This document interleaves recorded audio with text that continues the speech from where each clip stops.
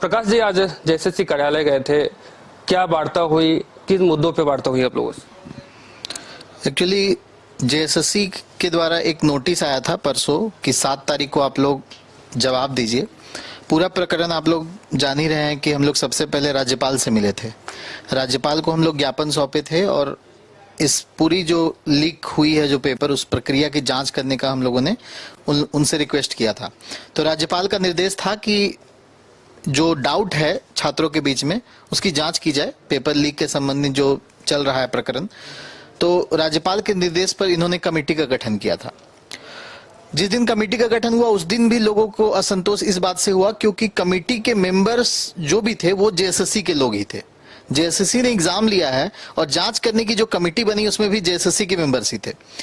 फिर भी प्रक्रिया चल रही थी, जांच की प्रक्रिया, और हम लोग 26 तारीख को एविडेंस देने के लिए जेएसएससी भी गए थे।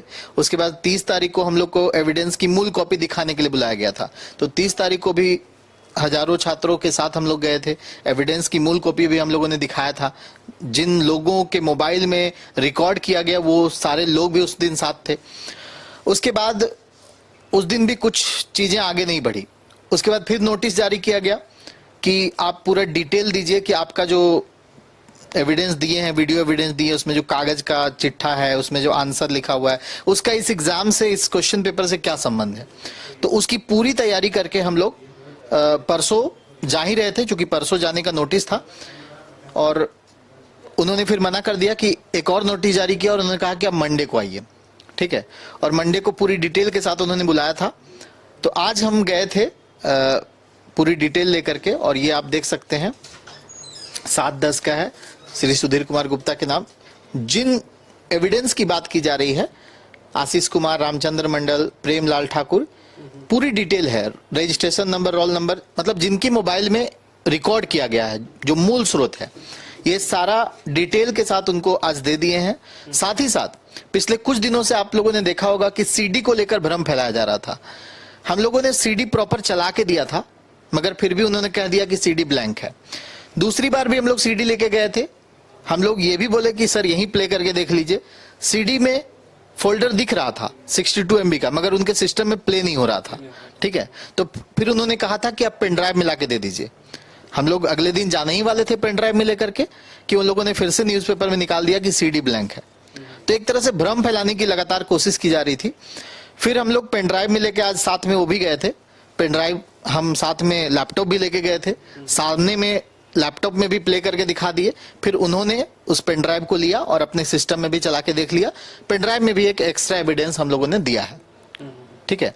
तो यही सारी बातें, ज्यादा कुछ बातें आज नहीं हुई। उसकी रिसीविंग कॉपी है जो आज हम लोग उनको दिए हैं, उसकी रिसीविंग कॉपी हमारे पास है, आप देख सकते हैं। इसको थोड़ा जूम करके दिखा दीजिए, ये रिसीविंग कॉपी है। जेएसएससी सचिव को जो आज दिया गया है उसकी रिसीविंग कॉपी हमारे पास है।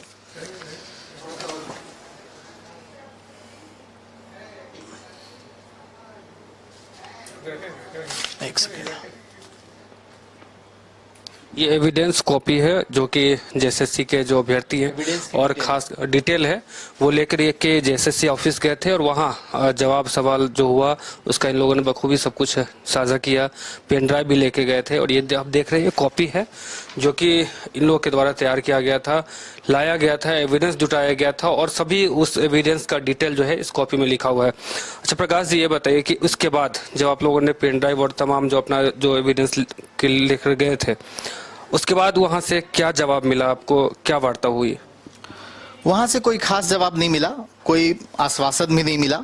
उनका बस ये प्रयास है कि किसी तरह से वो जो राज्यपाल की तरफ से जो आया है, जांच करने का निर्देश दिया गया है, किसी तरह से ये लोग जांच की रिपोर्ट बस राज्यपाल को सौंपना चाह रहे हैं। और मुझे उम्मीद है कि कल ही राज्यपाल को रिपोर्ट सौंप देंगे। उस रिपोर्ट में क्या होगा नहीं होगा वो तो कल ही पता चलेगा, मगर इतना में मुझे उम्मीद है कि ये लोग रिपोर्ट में नेगेटिव ही रिपोर्ट देंगे, क्योंकि ये लोग की मंशा प्रॉपर जांच की है ही नहीं। अगर प्रॉपर जांच की मंशा होती तो ये लोग कोई स्वतंत्र कमेटी का गठन करते जांच करने के लिए। जब हम लोग 30 तारीख को जाते हैं, जब हम लोग 26 तारीख को जाते हैं, उस समय ये लोग बोलते हैं कि आप जो है मूल कॉपी हमको दिखाइए। जब उस दिन मूल कॉपी दिखाए तो उस दिन ये लोग मानने से इनकार कर दिए। उसके बाद आज जब गए तो आज बोल रहे हैं आज मूल कॉपी क्यों नहीं लाए। तो जब हम लोग गए थे, सारे अभ्यर्थी भी साथ में गए थे जो एविडेंस वाले थे, उस दिन को आपको मूल कॉपी तो दिखाया जा रहा था, आप उस दिन जांच कर लेते, आपके पास सारे तंत्र अवेलेबल है तो आप जांच कर सकते थे। मगर कहीं ना कहीं मनसा नहीं दिख रही है कि वो जांच करना चाहते हैं, सही तरीके से जांच करना चाहते हैं, ऐसी कोई मनसा नहीं दिख रही है। और इसी बीच हम लोगों ने PIL भी दायर किया है हाईकोर्ट में, और अब उम्मीद हाईकोर्ट से ही है, चूंकि पेपर लीक हुआ है ये स्टूडेंट जान रहे हैं। आप हजारीबाग जाइएगा तो आप हजारीबाग में हर दूसरे तीसरे स्टूडेंट को पता है कि पेपर लीक हुआ है। तो अब हम लोग न्यायालय की शरण में गए हैं और न्यायालय से पूरा भरोसा है कि छात्रों को न्याय मिलेगा। प्रकाश जी, ये तो एविडेंस का कॉपी है, डिटेल है, लेकिन छात्रों का, अभ्यर्थियों का ये भी कहना है कि बहुत सारे क्वेश्चन, लगभग 72 क्वेश्चन जो है वो कॉपी पेस्ट है। तो ये कहीं ना कहीं जो है एक वो भी तो एविडेंस के तौर पे देखा जा सकता है। ये कैमरा में दिखा सकते हैं, ये हम लोग पूरा डिटेल दिए हैं कि जो हम लोग एविडेंस दिए हैं उसका डिटेल है। जहां तक क्वेश्चन रिपीट होने की बात है, तो कई एग्जाम से directly line by line question को कॉपी पेस्ट किया गया, मगर उस पॉइंट पे वो लोग बात ही नहीं करना चाहते।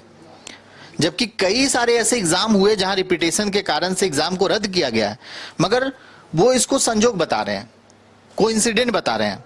मगर हर कोई जानता है कि ये कोइंसिडेंट नहीं हो सकता। अगर SSC में 25 सवाल पूछा जाता है, उसमें से डायरेक्टली 16 सवाल उठा करके रीजनिंग का दे देना एक ही शिफ्ट से, मैथ्स में उसी तरह 16 सवाल एक ही शिफ्ट से उठाकर दे देना, ये कोइंसिडेंट नहीं हो सकता है।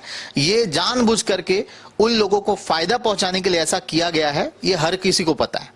इंटरनेट बंद भी किया गया है, तो इंटरनेट बंद करने की मंशा इनकी ये नहीं थी कि पेपर लीक ना हो, इंटरनेट बंद करने की मंशा थी कि पेपर लीक की खबरें ना फैले। तो रिपीटेशन पर भी हम लोग कई बार बात करने का प्रयास किए, मगर उस पर वो बात करने के लिए तैयार ही नहीं है। वो बोलते हैं कि रिपीटेशन होता है, ऐसा कोई नियम नहीं है कि रिपीटेशन नहीं हो सकता है। तो जब जांच की प्रक्रिया आगे बढ़ेगी, जब नियम कानून जब आगे आएगा, तो उस पर भी आगे बढ़ेगी बातें।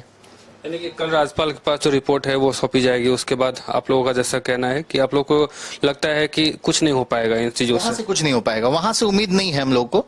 ऐसे में आगे की रणनीति क्या होगी? तमाम लोग आगे की रणनीति है, छात्र अपने स्तर से आंदोलन भी कर रहे हैं, अलग अलग जिला के उपायुक्तों को भी जाकर के ज्ञापन सौंप रहे हैं। और कल ट्विटर कैंपेन भी आप लोगों ने देखा, ट्विटर कैंपेन जो है पूरे इंडिया में नंबर 1 ट्रेंड कर रहा था। इन लोग आरोप लगाते हैं कि बीजेपी के लोग करवा रहे हैं। 21 लाख टोटल ट्वीट हुआ है, जिसमें से लगभग 14-15 लाख ट्वीट को स्पैम किया गया, लेकिन 5 से 6 लाख ट्वीट प्रॉपर हुए हैं। और यही कारण है कि लगभग 3 से 4 घंटे तक Twitter campaign #cancel JSSC CGL जो है 4 से 5 घंटे तक पूरे इंडिया में नंबर 1 ट्रेंड कर रहा था। फिर भी ये लोग इस चीज को स्वीकार करने के लिए तैयार नहीं कि वो छात्र ही थे जो इसके भुक्तभोगी हैं। और अभी आगे क्या कुछ होगा, एक तो न्यायिक प्रक्रिया में चले गए हैं, तो न्यायालय से लड़ाई तो हम लोग लड़ेंगे ही, और साथ ही साथ स्टूडेंट अपने स्तर से भी आंदोलन की तैयारी कर रहे हैं। ये तो प्रकाश जी थे, शिक्षक हैं, और इनका साफ तौर पे कहना है कि JSSC कार्यालय गए थे, वहां बातें हुई अधिकारियों से और इन्होंने अपना पक्ष रखा, सवाल जवाब जो भी किया गया उसका बखूबी इन्होंने जवाब दिया। अब इनका साफ तौर पे कहना है कि सारे एविडेंस और सारे हकीकत बताने के बावजूद भी अब इस पे देखना यह दिलचस्प होता है कि एक्शन लिया जाता है और सीजल पेपर जो है जिसको रद्द करने के लिए लोग आंदोलन कर रहे हैं वो कर पाते हैं कि नहीं। फिलहाल मुझे और हमारे सहयोगी राजबलम को दीजिए इजाजत। देखते रहिए न्यूज़ बाइस्कोप। धन्यवाद।